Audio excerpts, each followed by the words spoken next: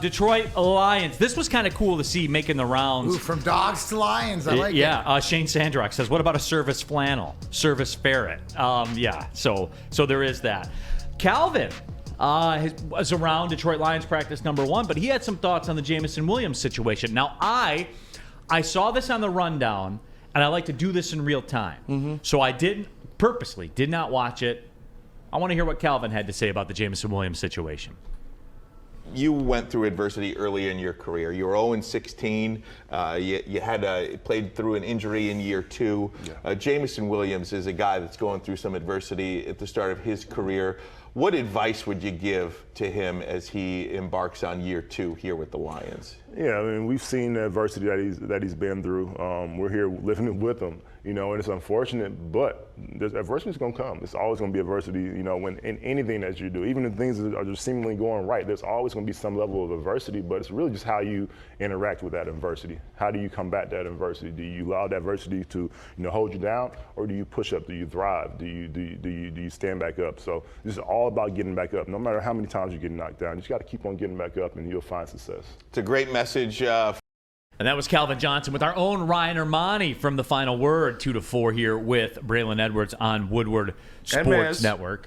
And Maz. Oh my God, it's Ryan Ermanni. That's people in the streets are like that, man. Mm-hmm. That's what they say. The streets love Ryan. The streets do, especially a certain demographic of the streets. Yeah, very specific demographic. Speaking of pets allowed at outdoor malls. Yeah. That same kind of demographic. Is that fair? That's fair, right? That's fair, yeah. Especially during the day hours. Yeah, 40-plus female crowd, for sure. Now, what'd you take of it? No, I mean, I like that he weighed in on it because he shares my sentiment on it, D-Mac. Like, everyone that lost their mind, and I got accused of, being flippant about it, right? Like, Neal, you're being flippant about it. It wasn't going to change. He's suspended for 6 games. That's it. That's all. It doesn't alter the trajectory of the franchise, in my opinion. It doesn't alter what you're going to do on draft day. It was pretty apparent it didn't alter what they were going to do on draft day. When you boil it all down, it's a 6-game suspension. So what do you got to do when you come back? You got to ball out. Ball out, yeah. But that didn't change for me. Like, because of the 6-game suspension or anything like that, heavy resources were invested in acquiring him. So my outlook on him, my expectations for him do not change. I mean, he's a number 12 overall pick. High. Yeah, he's got a ball out. 20, you moved up the spots to draft him. Does anybody feel this way? Just the fact that it just feels right to have Calvin, to see pictures of him at training camp, to hear him on Fox 2 with our boy Ryan Ermanni talking about, being around the Pistons, talking about him doing his camp for high school kids and stuff at Ford Field, with the relationship being open, saying working together. Because what is Calvin Johnson? I guess that's what I try to exude a lot of times, and I'm a little bit way more emotional when it comes to the culture of the Red Wings. But to hear Calvin Johnson say, hey, this is adversity, you're going to face it, and it doesn't really change anything, it sort of makes me feel better. Calvin's always been sort of that, more in the Stevie tone, is that he doesn't say much, but when he does talk, it's always thoughtful. It's always something that is deeper to me.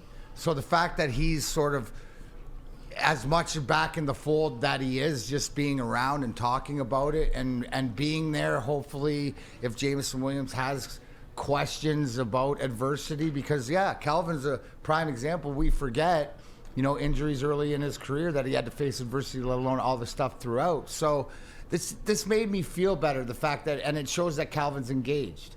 And an engaged Calvin Johnson, engaged Barry Sanders, as we see Barry retweeting stuff and being around, Ford Field and being around the Lions draft day and stuff like this. It just makes me feel better with the direction that we're going, even in facing some tough situations like the Jameson Williams missing the first 6 games. So to me, when I watch that, when I listen to Calvin, when I see him around, when I hear him talking about the coaching staff, Calvin's one of the most genuine people that I know. And he's not going to say anything if he doesn't feel it, right? And no, the fact that absolutely. he's becoming more forthcoming and outgoing and personable, and you see what it is, I think it just helps the whole situation. And that's, to me the biggest part about having Calvin around for the culture. And I'm with you on that. And for me, Calvin, well, I've talked about my feelings about Calvin Johnson in the past. Calvin is up there in that air with Isaiah Thomas to me, like with Barry Sanders. In that, look, it would have been very easy for Calvin Johnson to play out his rookie deal and bounce. Or it would have been very easy when it was coming towards the end of his career for Calvin to walk to the ownership and say, look, get me out of here. Do you remember when he sat here and we sat and we talked to him and he came out forthcoming and it was like the last 3 years of his career were sort of up in the air where we wouldn't have known it, but he'd been contemplating retiring if it wasn't for the receivers room and the team and what he thought he could do. Because injury-wise, his hands and we don't really understand how much pain and different things he's going through until that interview there. Go back in the archives, woodwardsports.com, see our interview that we did with him where he tells you that. So the fact that he didn't quit then, didn't quit on this team no matter what, and I think it just feels right. And he's supposed to be around, just like Barry's supposed to be around. And it tells me again that it starts at the top, and Sheila's, doing the right things, and the people that are in charge are doing the right things. So, it's all about progress and moving forward, and I think that's a great sign. To hear him talking openly and candidly, good, bad, right, wrong, or indifferent about the team that he truly loves. And above all this, right, like above his take on the JMO situation, I'm happy he's back around because I do put him in that Isaiah Thomas category. I do put him in that Miguel Cabrera category where he's slander-proof. And people can talk about him retiring and stuff like that. People can talk about Barry retiring and all that kind of stuff. It doesn't matter. They retired. It's not like they strong-armed their way out and went and played somewhere else. No. And look, with the Lions, you can say this. They went down with the ship. You know what I'm saying? Like, it wasn't because of them the Lions didn't win. They got gold jackets to prove it. Period. End of story. If you have a problem with that, then you're in your feelings about that. Because that man, someone in the chat earlier said, look at Calvin's hands. It looks like he's throwing up gang signs the way his fingers are contorted and everything like that. Every ounce of fabric he had to give, he gave to Detroit. Period. End of story. You can't debate that. You can't debate that, man. I'm not going to have people talking about quitting on the team and stuff. No, he was done. He retired. That was it. There was no more to give. No. There was no more to give on his terms. He earned that. You know how I know he earned that? Go to Coop or go to Canton and see Calvin. Go see Barry. You know what I'm saying? Like, those guys gave every ounce they had to. And here's where it cements it, D-Mac, is look at them now. They want to be a part of this. That's the biggest thing for me. Yes. Like, that's how I know it's deep, right? It's the same with us. Same with me. Yeah. With the Wings. The fact that Stevie back around and things have changed where I want to be a part Steve of it. Steve Yzerman, same way. Right. Not only is he like a part of it, he is it. He is it. He is it. Like, he's putting it on his shoulders to say, you know what?